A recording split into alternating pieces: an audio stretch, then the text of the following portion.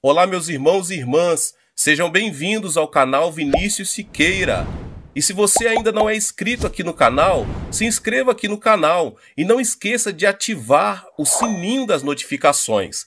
Todos os dias são postados vídeos abençoados aqui no canal para te abençoar. Vamos a mais uma palavra do Senhor.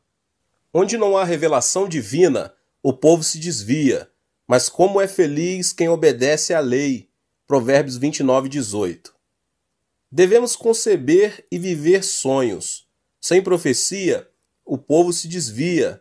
Sem profecia, ou seja, sem visão, não há esperança no amanhã. A galinha deve chocar o ovo para que o pintinho consiga quebrar a casca. Devemos conceber os sonhos e as visões de Deus, para que esse sonho e essa visão rompam a casca e deem a luz na realidade física. Que sonhos você tem? É um sonho carnal ou um sonho que provém de Deus? É importante separar isso, porque mesmo os sonhos de lascívia se manifestam na terceira dimensão física. Existe uma grande diferença entre o desejo carnal e um sonho saudável. O sonho se distingue pela esperança no amanhã e não se relaciona com a injustiça e o pecado. Em contrapartida, o desejo carnal sempre mantém relação com a ilegalidade e o pecado. Existe uma razão pelo qual Moisés fracassou em seu plano para salvar seu povo quando era jovem. Seu fracasso se deu ao fato de que ele sonhou segundo seu próprio critério. Por mais que um sonho seja bom ou agradável, se ele não provém de Deus, não é mais que uma ambição humana. Abraão e José superaram a dificuldade porque sonharam juntamente com Deus. Existe um sonho que provém de Deus, que recebemos por meio da comunhão com Ele. Deus nos faz sonhar por intermédio da Bíblia, do Espírito Santo, da pregação ou em um momento de oração. O sonho de Deus é imenso em comparação com o sonho do homem. Moisés sonhou com a libertação de seu povo. No entanto, Deus sonhou com a exaltação de Israel entre as nações, como uma nação sacerdotal. Deus disse a Moisés: "Vocês serão para mim um reino de sacerdotes e uma nação santa." Essas são as palavras que você dirá aos israelitas. Êxodo 19:6. Assim, o sonho de Deus é maior e mais amplo. É por essa razão que devemos sonhar os sonhos ilimitados de Deus e devemos agarrar-nos a esse sonho por toda a vida, como José fez. É aí que o sonho de Deus nos faz superar qualquer tipo de circunstâncias e obstáculos. O sonho que provém de Deus pertence à quarta dimensão. É o sonho que domina e se manifesta na terceira dimensão. Eu o convido agora a avaliar o sonho que você guarda em sua quarta dimensão e modificar seu sonho da seguinte forma. Primeiramente, espere coisas grandes e ocultas. O sonho que provém de Deus pertence à quarta dimensão. É o sonho que domina e se manifesta na terceira dimensão. Eu o convido a avaliar o sonho que você guarda em sua quarta dimensão e o modificar seu sonho da seguinte forma. Espere coisas grandes e ocultas de Deus. Sonhe com coisas grandes e ocultas que Deus tem preparado para você. Não sonhe que seu caminho é como estar à beira de um abismo. Espere no sonho de Deus. Existem momentos em que nos encontramos à beira de um abismo e parece que é impossível sair do problema com nossas próprias forças. Mas a Bíblia afirma que nada é impossível para Deus. Deus nos diz que há esperança quando pensamos que tudo é desesperança. Deus opera coisas grandes e ocultas que nós não conhecemos. Nosso dever é crer, confiar e seguir Deus incondicionalmente, pois essa é a atitude que agrada a Deus. É por isso que devemos esperar e sonhar com um grande milagre por parte de Deus. Foi no final do ano de 1965, enquanto esperava um voo de regresso no aeroporto do Rio de Janeiro, no Brasil, logo depois de ter dirigido uma cruzada nesse país, que um homem com o uniforme da polícia se aproximou de mim e pediu meu passaporte. Pensei que se tratava de um controle policial, mas aquele policial desapareceu com o meu passaporte. Não podia acreditar. Não tinha nenhum conhecido no Brasil. E nessa época era impossível encontrar um oriental. muito menos um coreano. Os minutos estavam contados, e depois de tudo que aconteceu, não pude embarcar no avião. Tampouco tinha dinheiro para dirigir-me a algum outro lugar.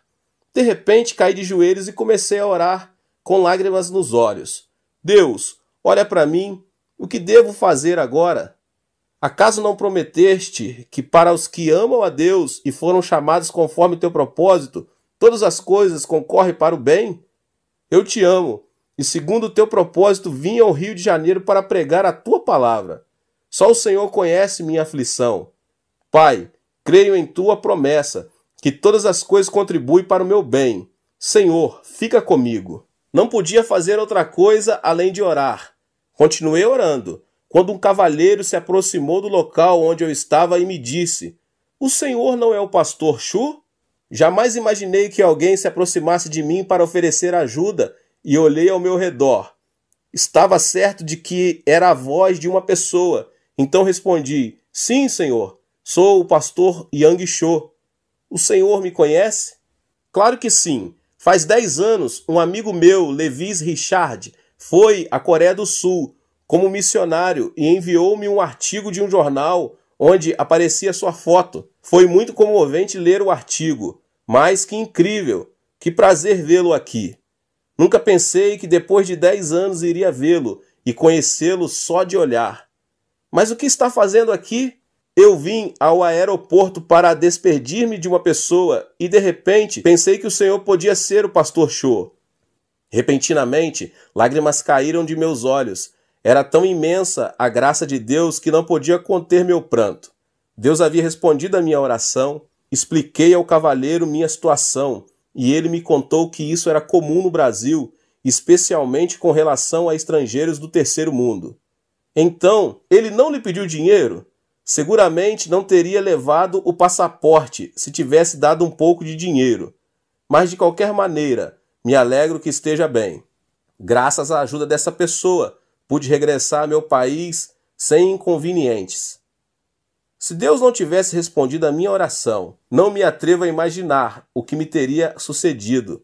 Deus é um Deus bom, resgata-nos do abismo. Este milagre produziu dentro de mim um amor e uma confiança mais profunda em relação a Deus. Você também pode experimentar o amor de Deus. O milagre não ocorreu porque eu era o pastor ou uma pessoa importante. Se você não esmorecer e continuar confiando em Deus, sem abandonar a fé, Deus fará coisas grandes e ocultas que você não conhece. Experimente o milagre por meio da fé. O Êxodo é um excelente exemplo para compreender quão grande e perfeito é o amor de Deus. Deus liberou o povo de Israel dos 430 anos da escravidão do Egito por meio da liderança de Moisés. Mas uma primeira muralha impedia o êxodo. O Mar Vermelho aguardava a chegada dos israelitas. Atrás, os soldados do exército de Faraó vinham com carros dispostos a matá-los. Era uma situação em que não havia nenhuma opção. Adiante, um grande mar. Atrás, todo um exército armado. Entre o povo se levantavam vozes de murmuração. O povo de Israel clamava, dizendo que não restava outra coisa senão morrer. E todos começaram a murmurar contra Moisés. Foi nesse momento que Deus disse a Moisés: Não tenham medo, fiquem firmes e vejam o livramento que o Senhor lhes trará hoje.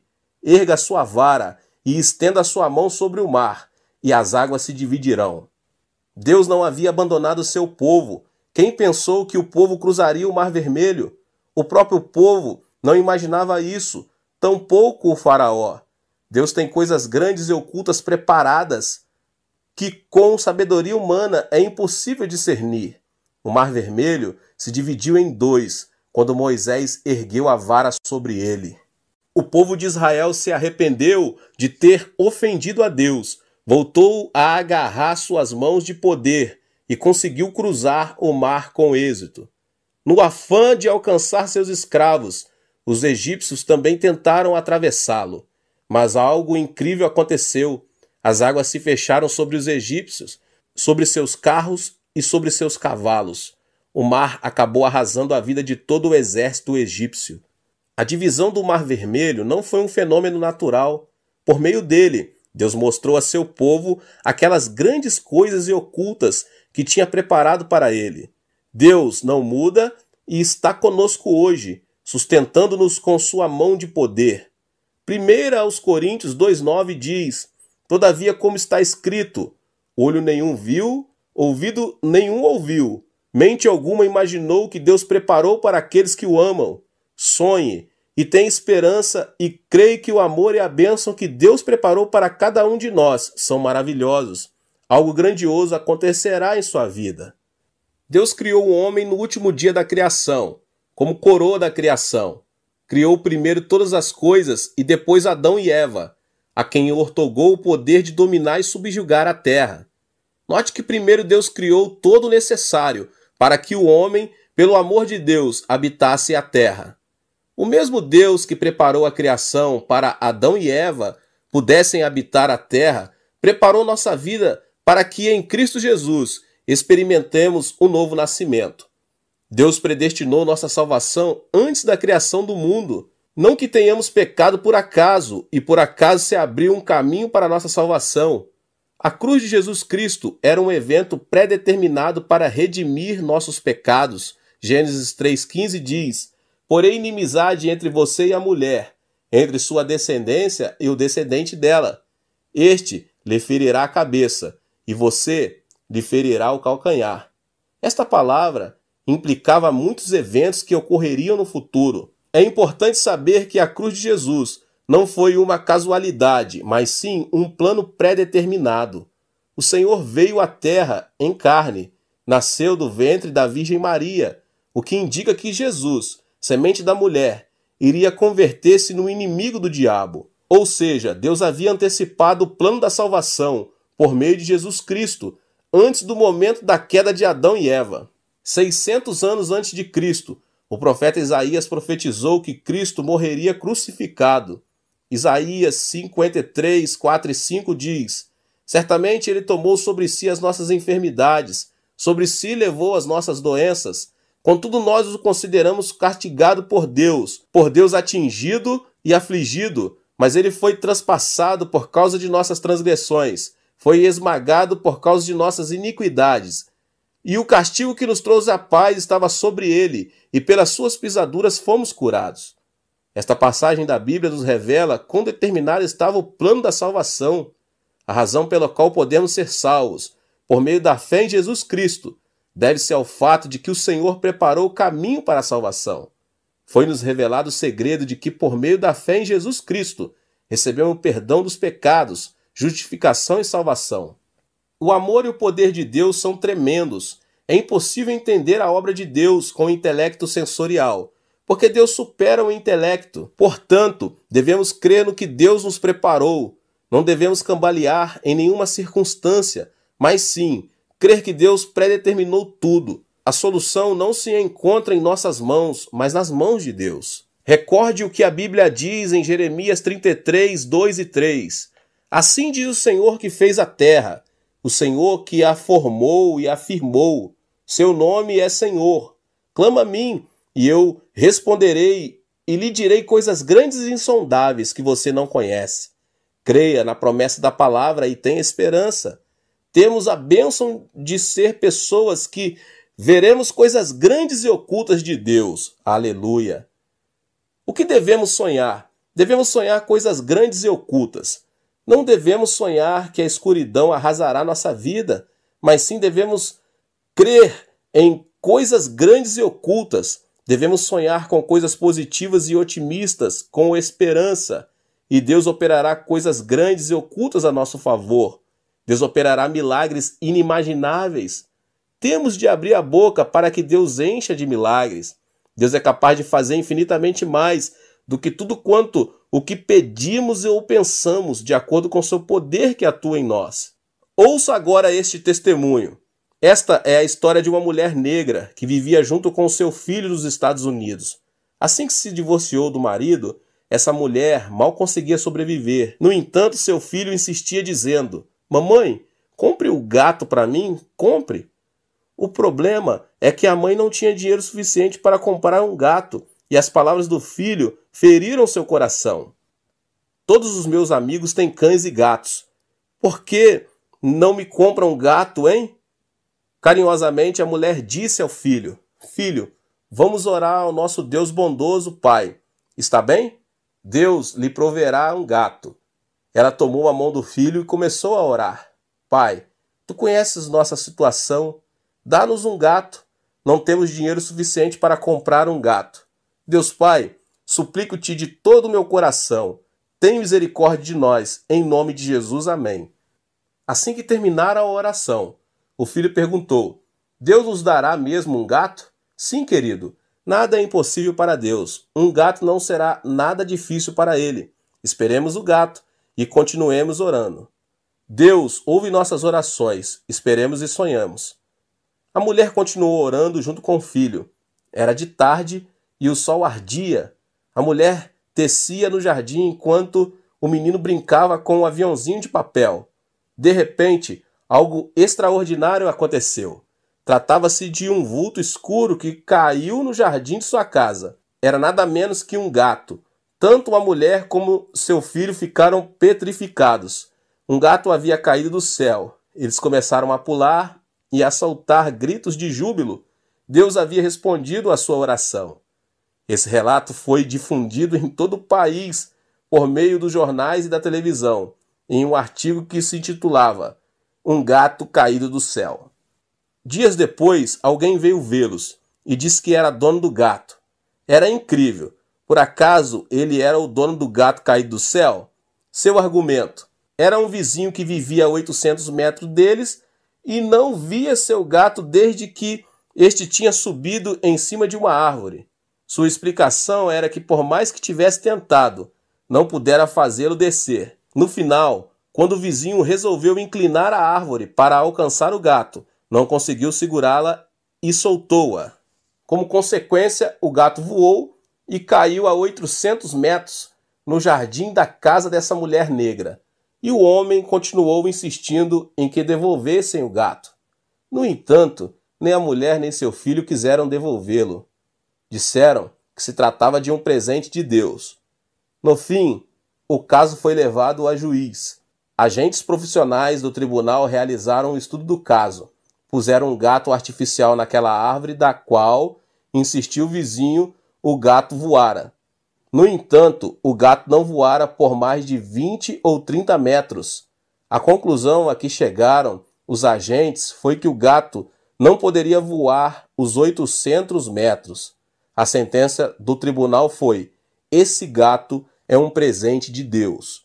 É uma história pouco comum, mas Deus é um Deus que torna essas coisas possíveis. Sonhe com algo inimaginável. Os grandes e os pequenos sonhos formarão sua vida. Deus quer que esperemos e sonhemos com grandes milagres. É aí que esses sonhos se convertem em nossos sonhos. Devemos ter a convicção de que Deus preparou algo maravilhoso para a nossa vida. Devemos sonhar que Deus revelará coisas grandes e ocultas. Ore e não esmoreça. Projete algo claro em seu coração. Escreva-o em uma folha de papel. Ore até receber uma meta clara e ter convicção. Avalie sua meta à luz da palavra de Deus. Qual é seu sonho? Convido-o a escrever seu sonho em um papel. Leia-o e leia-o todos os dias, pois verá como seu sonho se faz realidade. É muito importante que possa visualizar a realidade do sonho como uma realidade já estabelecida, pois isso será de fato o que obterá. Espere e creia que seu sonho já é uma realidade palpável. Em certa ocasião, dirigi uma conferência sobre crescimento da igreja na Austrália. A atitude dos pastores australianos era negativa, ainda que garantisse que o crescimento da igreja era possível, mas na Coreia do Sul e nos Estados Unidos, e não na Austrália. Seu argumento era que os australianos não iam à igreja porque amavam o esporte e o tempo livre. No último dia da conferência, dei uma sugestão. Preparem um lápis e um papel e escrevam a meta da igreja a ser alcançada no final de 2 anos. Escrevam o número de pessoas da congregação que desejam ter nesse tempo. Todos começaram a escrever seus sonhos. 50 membros mais em 2 anos, 100 membros, 300, 500 membros, enfim, o número era bastante variado. Continuei. Colhem essa folha no escritório de sua igreja. Cada um observe, ore e visualize a realização desse sonho. O Espírito Santo operará um grande milagre. Após 2 anos, visitei novamente a Austrália. Nessa ocasião, o presidente das Assembleias de Deus desse país, com lágrimas em seus olhos, disse-me: Pastor, fazia 10 anos que minha igreja não crescia, mas sonhei, orei e alcançamos 100% de crescimento nesses 2 anos. Não só a minha igreja, mas todas as igrejas da Austrália estão crescendo. Era um testemunho vivo de alguém que se atreveu a sonhar e a orar. Graças ao princípio da visualização, uma das igrejas da Austrália cresceu, a ponto de que o número de membros chegou a milhares. Sonho em implantar no mínimo 500 igrejas em toda a Coreia do Sul. Visualizo de dia e de noite, porque sei que tenho uma meta e um plano específico a alcançar. Também tenho o sonho de dirigir cruzadas de multidões em todo o mundo. É um desejo de pregar o evangelho a todas as nações do mundo. Eu me levanto, eu me deito e vivo com o sonho. A visualização do sonho produz fé e a obra do Espírito Santo. Devemos conceber o sonho de Deus, porque o sonho de hoje se tornará a orientação que criará o futuro. Conheci um pastor chamado Cabré em uma viagem missionária na América do Sul. O pastor Cabré testemunhou-me as grandes obras que Deus estava fazendo em sua vida. Uma mulher tinha vindo receber oração junto com seu filho, que não tinha uma orelha. O pastor Cabré, visualizando o menino com uma formosa orelha, começou a orar com muito fervor. Depois de pouco tempo, uma espécie de nódulo começou a formar-se na parte onde o pastor impôs as mãos. Ele continuou orando para que Deus criasse uma formosa orelha. E ensinou a mãe do menino a dizer: olhe, que linda orelha você tem. O pastor disse a ela que acariciasse o menino, visualizando a orelha. Mas nada acontecia. O pastor voltou a orar pelo menino, visualizando uma formosa orelha. Quando abriu os olhos, não podia crer no que via. O tamanho do nódulo aumentara na forma de um leque. Era um milagre de Deus. O que você desenhar hoje na fé, com a ajuda do Espírito Santo, é o que obterá no dia de amanhã. A meta do sonho da 4ª dimensão deve ser específica, porque a realidade física da 3ª dimensão não é abstrata, mas uma dimensão específica. Estabeleça e visualize a meta. Você também deve orar até obter uma meta clara e determinada. O jejum serve para clarear nossa 4ª dimensão, ou seja, para definir mais especificamente nossos sonhos. É por meio do jejum que conseguimos abandonar o ego que diz: posso fazer tudo, e voltar-se para Deus a fim de ser transformados. A mudança da 4ª dimensão ocorre quando há uma mudança em nós mesmos e quando reconhecemos detalhadamente o sonho que Deus tem para nós. Portanto, desde que essa meta clara e específica seja revelada em sua vida por meio da oração, é preciso estabelecer metas mediante a cruz. Todo atleta, todo chefe de família, todo paciente tem uma meta a alcançar. É nosso dever sonhar esses sonhos a partir de uma perspectiva distinta. Devemos olhar para a cruz de Jesus Cristo e sonhar especificamente que fomos salvos da enfermidade do espírito, da alma e do corpo, assim como das circunstâncias.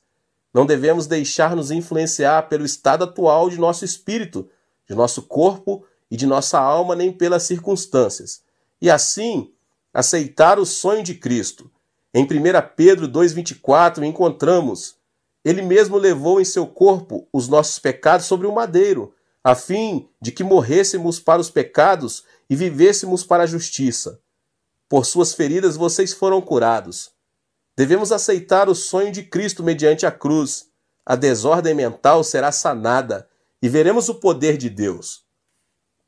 Devemos visualizar a bênção de Abraão e a meta de nossos sonhos mediante a cruz.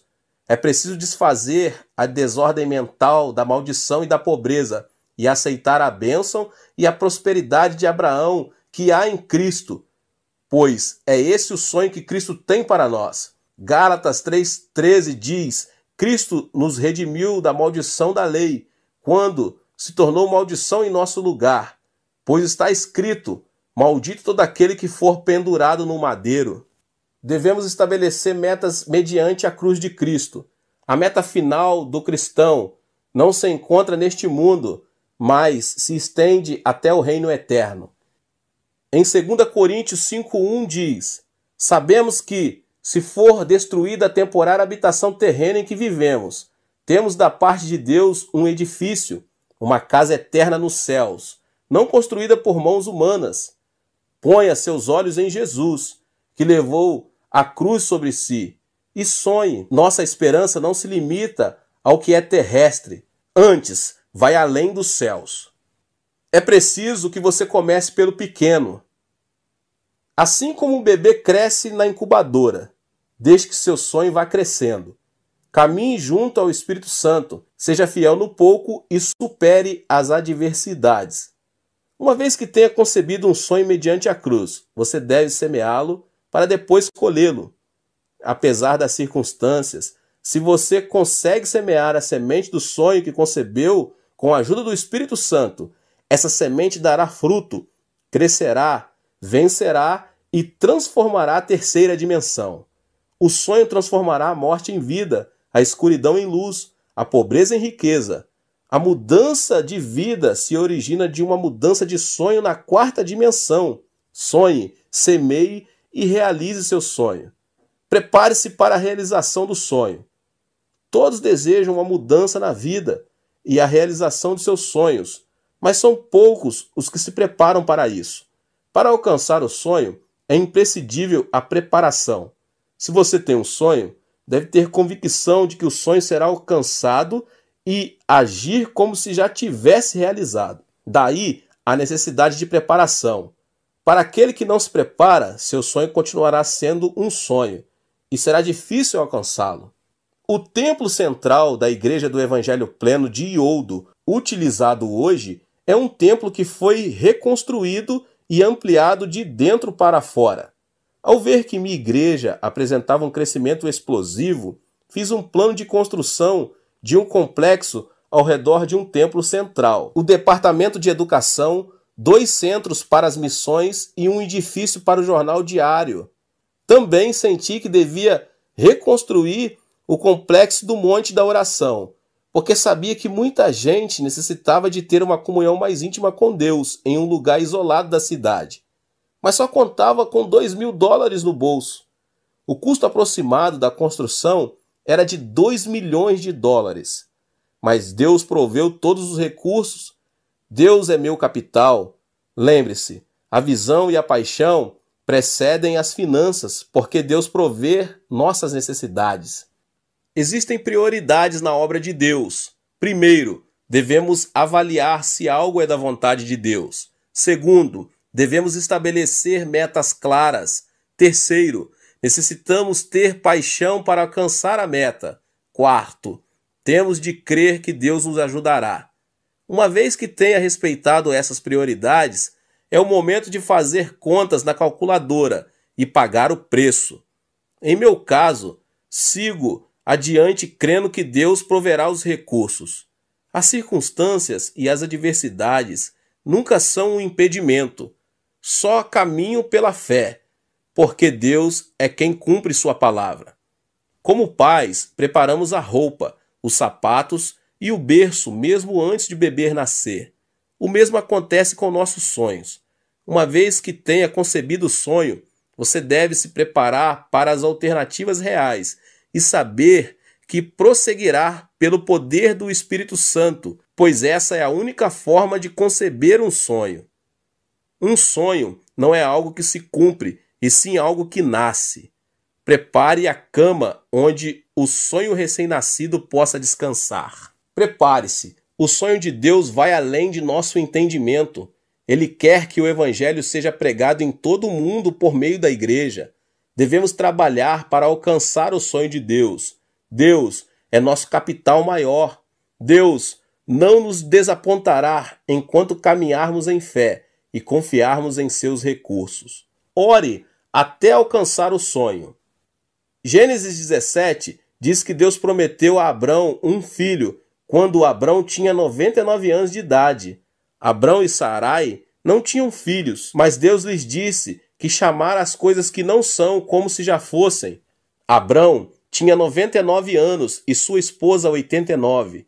Já eram anciãos de idade e sem filhos. No entanto, Deus mudou o nome de Abrão para Abraão e o de Sarai para Sara, que significam pai de multidão e mãe de multidão. Eles não tinham filhos, mas para Deus os filhos já tinham vindo. O significado da frase que diz que Deus chama as coisas que não são como se fossem é que para Deus o tempo é presente. Portanto, para Deus, Isaac já havia nascido. Mas Deus ordenou que chamassem as coisas que não são como se fossem, porque o homem não conseguia ver com seus olhos físicos. O cristão deve chamar as coisas que não são como se já fossem e confessá-las. O Senhor Jesus disse: portanto, eu lhes digo, tudo o que vocês pedirem em oração, creio que já o receberam, e assim lhes sucederá. Isso significa que devemos visualizar, pensar e crer nas coisas que não são como se já fossem, e devemos crer que as recebemos, ainda que não sejam palpáveis neste momento. O Senhor Jesus disse: eu lhes asseguro que se alguém disser a este monte, levante-se e atire-se no mar, e não duvidar em seu coração, mas crer que acontecerá o que diz, assim lhe será feito. O que implica que devemos ter confissão de que o monte será arrancado e lançado ao mar antes de termos mencionado tais palavras. Outra coisa bem importante é orar com muito fervor. Então, até quando devemos orar? Devemos orar até que o Espírito Santo nos dê convicção do que é suficiente e do que não é e nos diga: agora basta. Isso é algo que você certamente já experimentou. Em minha experiência pessoal, quando oro pela primeira vez por algo novo, sinto que existe uma distância muito grande entre minha pessoa e a resposta. Mas quando insisto em oração, digo: Deus responde, responde. Sinto que a resposta se aproxima. De repente, um dia recebo a convicção de que minha oração foi respondida. É aí que começo a pensar, visualizar e confessar o que não é como se fosse. Existem muitas pessoas que vão ao monte da oração para receber saúde. Antes de chegar ao monte, a saúde parece algo muito distante. Mas depois de orar durante 1, 2 ou 3 dias, chega um momento em que a pessoa recebe a convicção que foi curada e confessa: fui curado, mas a saúde ainda não chegou.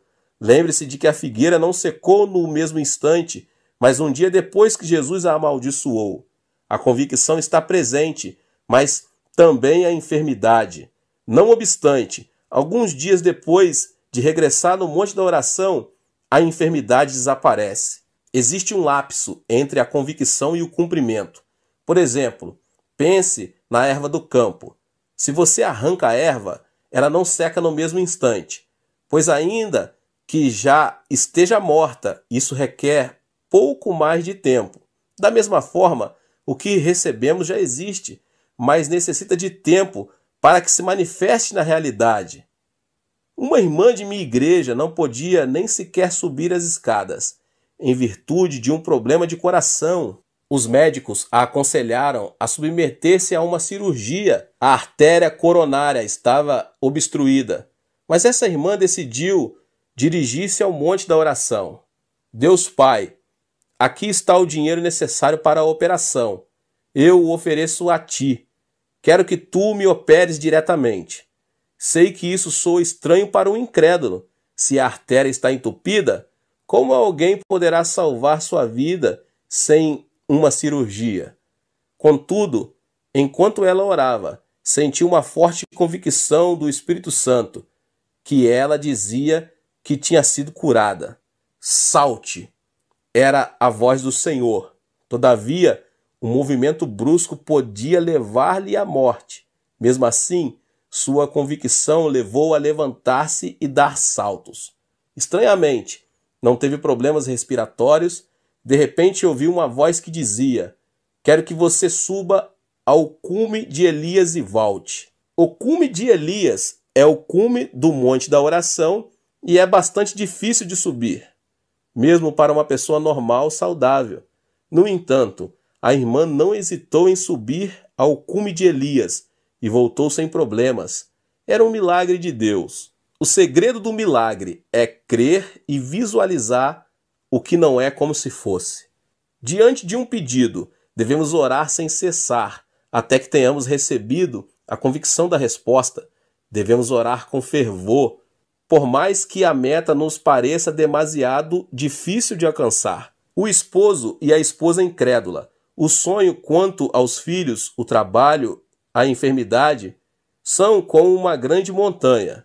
Ore por aquela meta, visão e sonho que parecem inalcançáveis ante seus olhos, e não cesse de fazê-lo até que tenha recebido convicção de que seu pedido foi respondido.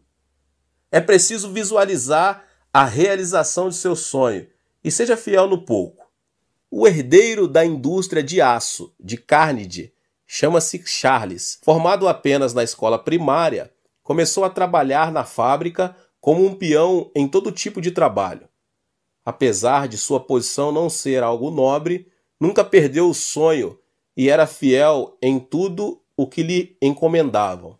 Foi fiel pensando que era o dono da empresa e sonhava com um amanhã de êxito. Limpava cada canto da fábrica todos os dias, como se fosse sua casa, e como se ele fosse o dono da fábrica. Seus colegas o criticavam, mas ele limpava a fábrica em dias de sol ou de chuva. Sonhava que a fábrica era sua propriedade. A atitude desse trabalhador terminou comovendo o coração de toda a gente. Sua fidelidade serviu como mérito para começar a trabalhar como um empregado no departamento de limpeza. Assim que ascendeu como empregado, continuou trabalhando com a mesma fidelidade de antes.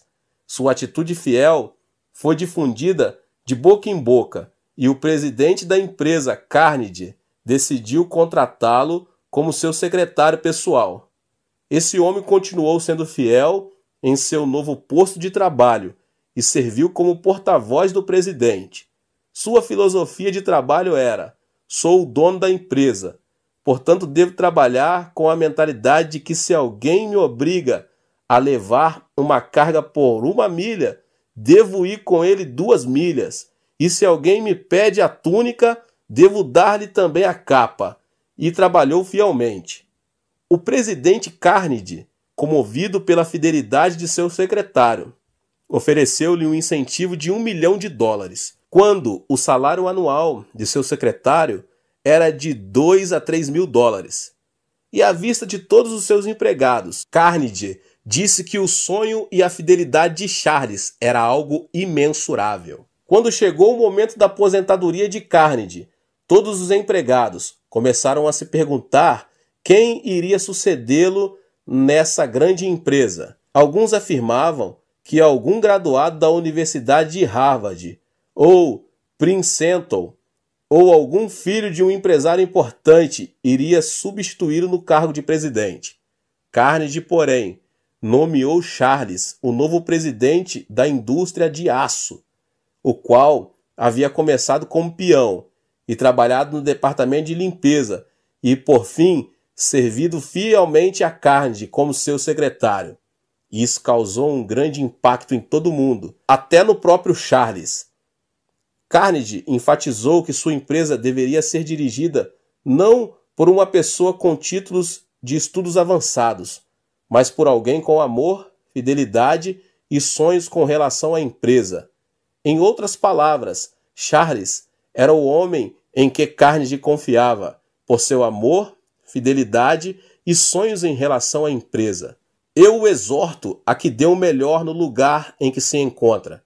O Senhor está com você e quer ajudá-lo. Seja fiel no pouco. Deus vê tudo e conhece as fibras mais íntimas do nosso coração. Deus nos exaltará a seu tempo, Ponha seu olhar em Deus e seja fiel no que lhe foi confiado. O túnel da aflição leva-o à realização do sonho.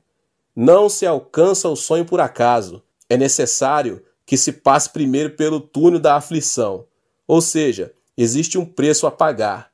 É por meio da aflição que abandonamos nosso ego e confiamos em Deus. Deus usa a aflição como uma ferramenta para nos quebrantar, para fazer-nos voltar a seu caminho. Deus predestinou todas as coisas para a nossa vida.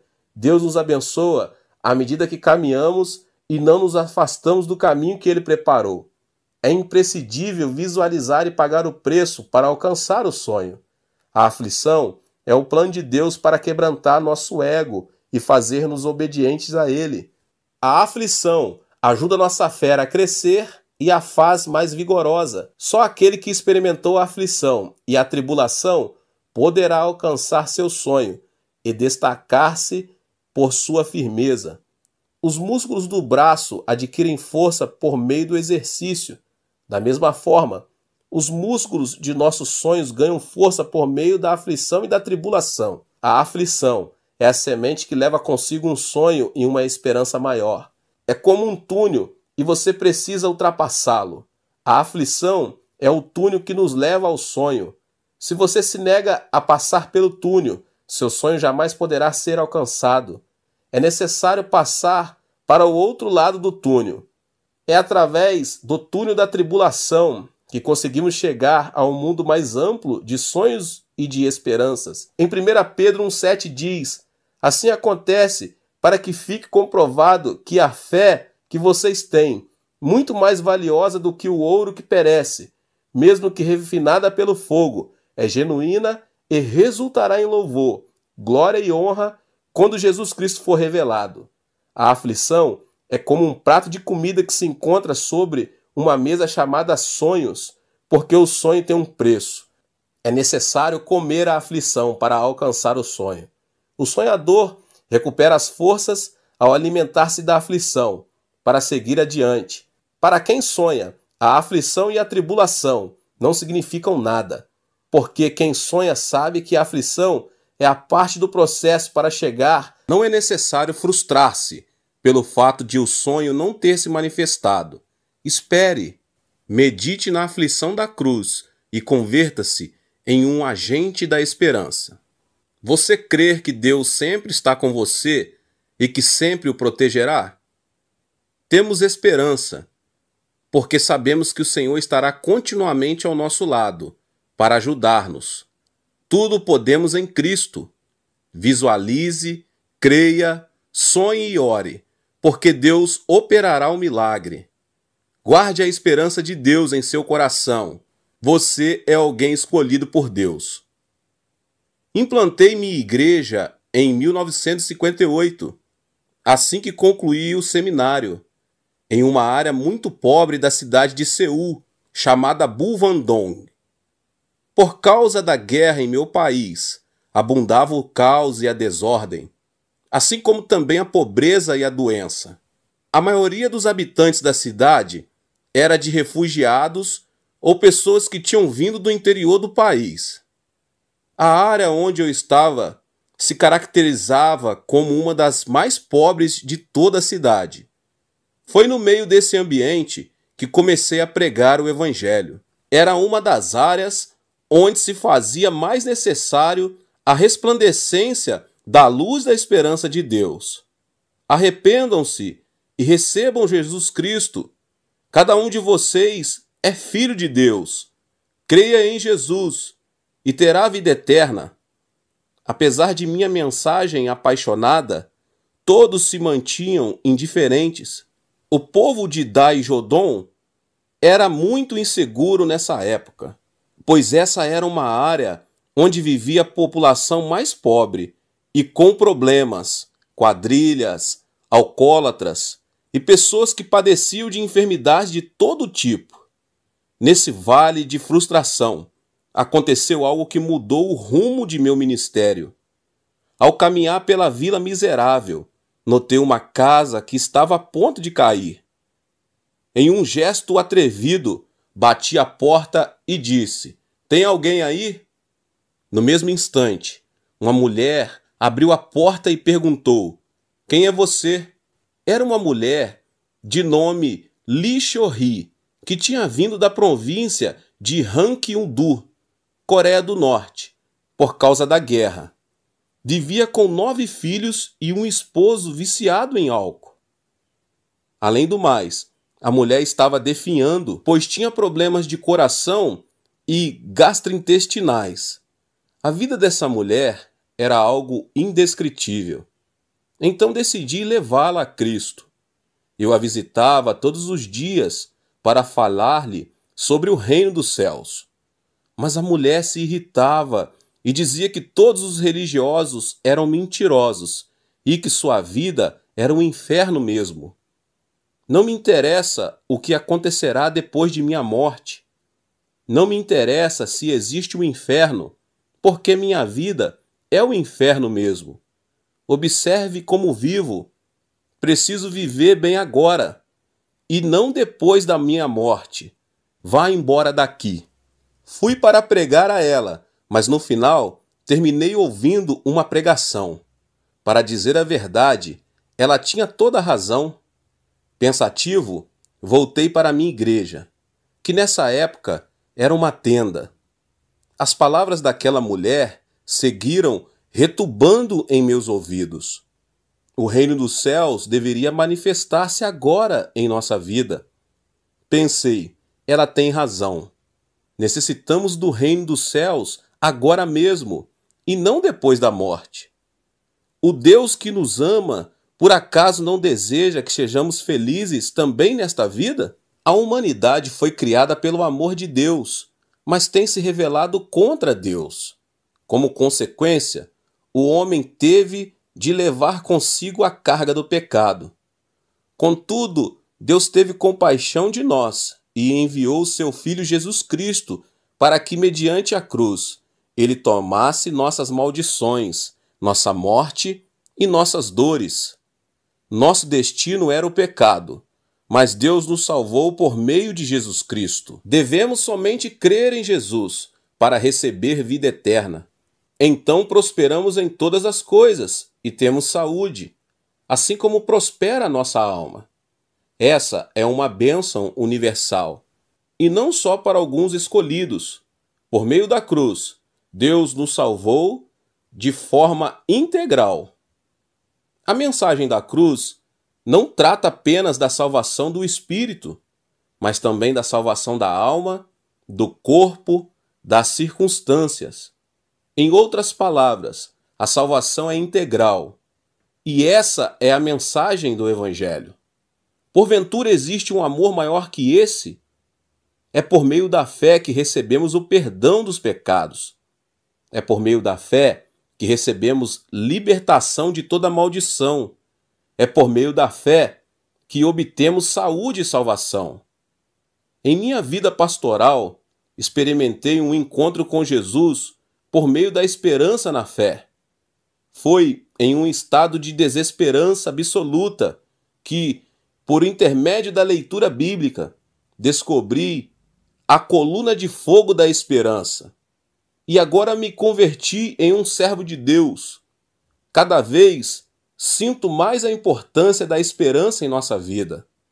Então eu não podia tirar aquela mulher de minha memória. Eu pensei que ela também necessitava de uma mensagem de esperança. Então decidi voltar a ela. Senhora, convido-a a mudar seu destino. A mulher ficou um pouco surpreendida e disse: antes você vinha me falar sobre o reino dos céus. Agora você vem falar de destino. Mas que tipo de pastor é você? Vá embora daqui. Ela começou a falar com ironia, mas insisti dizendo: conheço alguém que pode mudar seu destino. Você me acompanha? Ele ajudará seu esposo a abandonar o álcool, seus filhos a ir à escola, e lhe proporcionará tudo o que necessitar. Acompanhe-me. Ao ouvir essas palavras, a mulher mudou de atitude e abriu um pouco seu coração. Atravessei um arrozal e cheguei à tenda, mas dessa vez acompanhado por aquela mulher. O que é isso? É minha igreja. A mulher lançou um olhar de canto a canto da tenda e, segurando a barriga, caiu na gargalhada. É você quem precisa mudar de destino. Diga a essa pessoa que o ajude a mudar de destino. Estou certo de que, se você estivesse ali comigo, também teria dado boas gargalhadas. Mas eu disse à mulher em um tom sincero: tem razão, minha situação não se diferencia da sua. Mas temos esperança em Jesus Cristo.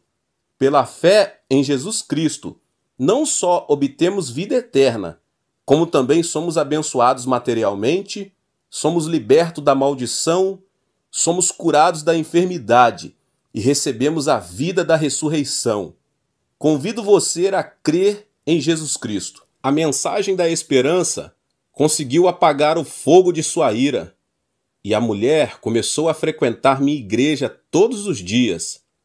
Falávamos de esperança e eu orava por ela. Um dia aconteceu algo incrível. Ela foi curada dos problemas cardíacos e estomacais. E após um período de oração de 3 meses, seu esposo abandonou o álcool e começou a frequentar a igreja. Era um milagre. Deus havia operado um milagre. Além disso, graças à ajuda de uma associação civil dos habitantes da província de Ranking-Udo, ele conseguiu um emprego e assim já podia sustentar a família. Seus filhos começaram a ir à escola. Era uma época em que se podia construir qualquer tipo de casa, bastando para isso ser proprietário do terreno. Ajudamos a família a comprar um terreno e a construir uma moradia. A vida dessa mulher já não era mais um inferno, porque havia experimentado um milagre. Prosperava em todas as coisas e tinha saúde, do mesmo modo que prosperava sua alma. A mensagem de esperança que Deus proveu àquela mulher também comoveu minha vida. Essa experiência impactou meu ministério profundamente. A partir deste momento, comecei a pregar a mensagem da esperança com mais empenho. Como consequência, a igreja da tenda cresceu a 500 membros em apenas 3 anos. O povo tornou a pobreza e a desesperança em esperança. Os membros da minha igreja começaram a orar e a trabalhar com mais dedicação. Conseguimos adquirir um terreno para construir uma igreja maior. Em 1961, nos mudamos para Soedaimon. Muitos caçoaram de mim quando abri minha igreja em uma área central, porque nessa área se cruzavam 2 avenidas e estavam 4 das maiores igrejas da Coreia do Sul. O povo caçoava de mim, dizendo que um jovem de apenas 26 anos de idade e sem experiência pastoral perderia na competição com as igrejas maiores. Entretanto, eu não estava de acordo, porque em mim havia uma esperança. A partir de 1960, nossa nação começou a progredir a passos gigantescos. O presidente Park Geong-hye tinha iniciado o movimento Semaul, que resultou no progresso industrial, e muita gente vinha a Seul para conseguir trabalho. Os que vinham do interior do país formaram sua própria comunidade. Era gente humilde, sem dinheiro e de baixa escolaridade. O povo superava o frio do inverno com carvão, o que provocava, muitas vezes, incêndios por causa do vento. Mas não havia alternativa. Senti também que necessitava de uma mensagem de esperança. Pensei que essa triste realidade era nada menos que uma oportunidade que Deus nos dera para pregar o Evangelho. Não se tratava de uma ética ou de uma religião, nem sequer do próprio cristianismo, mas de uma mensagem de esperança que dizia que, por meio da fé em Jesus Cristo, o indivíduo podia receber a salvação integral. Essa foi a razão pela qual muitos servos de Deus e denominações me criticaram. No entanto, Não retrocedi um passo sequer. Continuei pregando a mensagem de esperança. Multidões de pessoas se aproximavam de minha igreja para ouvir a mensagem de esperança. Algumas denominações nos criticavam por orar clamando em alta voz. Dizia-nos que a igreja era um lugar santo e não deveria clamar ou louvar a Deus com palmas e gritos de júbilo. Para dizer a verdade, meus irmãos e irmãs, as pessoas de classe alta e média não necessitam chorar e clamar a Deus com todo o coração. Mas minha igreja era constituída por pessoas sem dinheiro, sem educação e sem apoio algum. Aqueles que estão em um mundo de desesperança não podem fazer outra coisa além de ouvir a mensagem de esperança e consagrar sua vida diante de Deus. Sem lágrimas, seria impossível para eles deixar de lado o estresse e a opressão da vida. Esse é o motivo pelo qual eu disse que era bom chorar diante da presença de Deus, chorar diante de Deus na casa do Pai. E todos os aflitos e necessitados vinham e choravam na igreja, a tal ponto que a oração em uníssono parecia um funeral e o louvor uma festa, pois usávamos as palavras para louvar a Deus. Era assim que o povo se livrava do estresse e alcançava a paz do coração. A salvação espiritual e a fé sólida fizeram a reunião resultar em cura divina. Deus viu nossa fé e veio em nosso socorro. Eu me dei conta de que isso era o mais importante para as pessoas e que deveria semear nelas a semente da esperança e dos sonhos. É por isso que não hesito em visitar lugares onde o povo necessita de esperança e de sonhos. Viajei o que equivale a 80 voltas em torno da Terra. Estive na África, nos Estados Unidos, na Europa, na América Latina e em cada canto do planeta. Percebi que todos desejavam a esperança e os sonhos, porque o homem foi criado segundo a imagem de Deus, e o próprio Deus é esperança e sonhos. Portanto, podemos sonhar sonhos preciosos em Deus. O reconhecido teólogo alemão Jürgen Moltmann sustenta que sua teologia é a teologia da esperança. A Segunda Guerra Mundial estourou quando ele tinha apenas 17 anos de idade. Foi recrutado como soldado pelo governo alemão, mas acabou sendo capturado como prisioneiro. Passou por um período de frustração e desesperança no acampamento de prisioneiros da Inglaterra, sofrendo todo tipo de maus tratos. Além do mais, sua frustração cresceu quando escutou a notícia de que seu povoado natal havia sido devastado por causa de um bombardeio e, como consequência, toda a sua família havia morrido.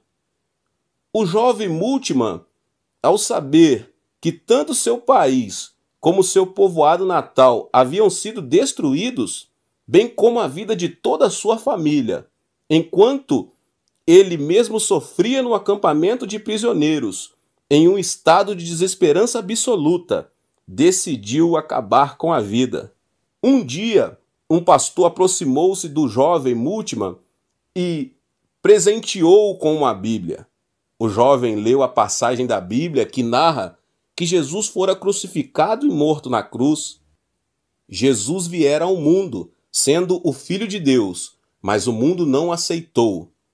Jesus fez bem a todas as pessoas e curou os enfermos. No entanto, essa multidão que havia recebido benefícios de Jesus acabou pedindo que crucificassem o Messias. Os discípulos também traíram o Mestre e fugiram dele. Jesus foi abandonado, ficou só e morreu na cruz.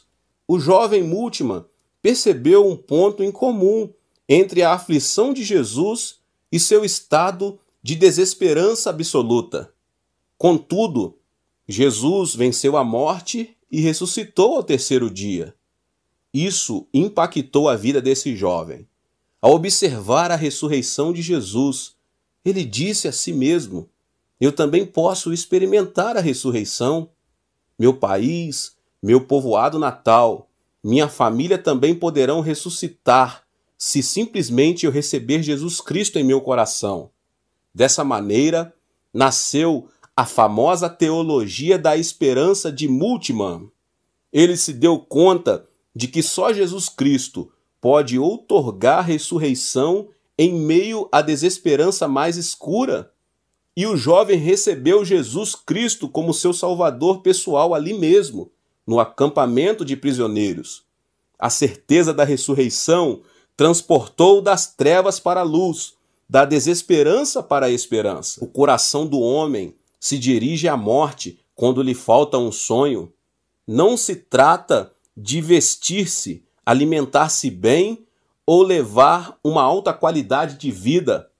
O sonhador supera qualquer tipo de circunstâncias. O homem, por natureza, deseja sobreviver, e a esperança é a força que engrandece o desejo de viver. Em 1 Timóteo 1:1 diz: Paulo, apóstolo de Cristo Jesus, por ordem de Deus, nosso Salvador, e de Jesus Cristo, a nossa esperança. A esperança de Paulo não era outra coisa senão o próprio Jesus Cristo. O apóstolo conseguiu superar a tempestade da aflição e as adversidades por causa da esperança em Cristo. Quando esteve encarcerado, Paulo escreveu aos cristãos, exortando-os a não perderem a alegria.